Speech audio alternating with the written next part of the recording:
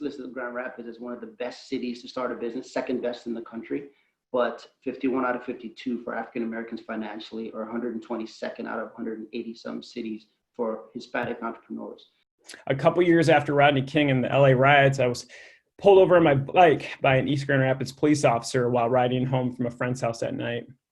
As I was crossing the street, he cut me off with a squad car and asked me, did the bike belong to me?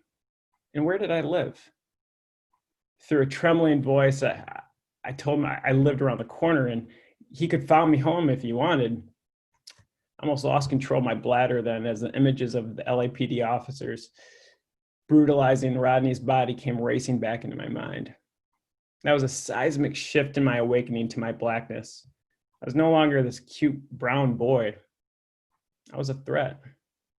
The new identity would be a reinforced time and again over the years. White dads wouldn't acknowledge me when I'd come to pick up their daughters on a date. One went so far to even remind me that there are Christians who believe that the Bible does not condone intermixing of races.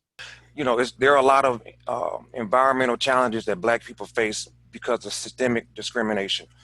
And when I say systemic discrimination, I'm talking about the intentional taking away or withholding of access, resources, opportunities, things like that. Brought to light that the systemic racism that both African American and other marginalized communities face is very real.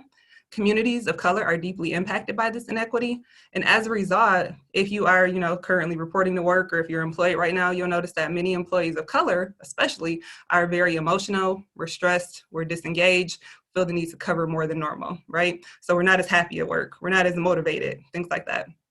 So now that leads me to talk about what the Harvard Business Review wrote an article. Compared to the white peers, African Americans with the same credentials are less likely to be hired, developed, and promoted. And our lived experience is noticeably worse. So African Americans face many types of racism: aversive racism, modern racism, interpersonal, systemic racism. And then we also deal with a lot of microaggressions. Stories of struggle and oppression. It is like slowly pulling a scab off a festering wound.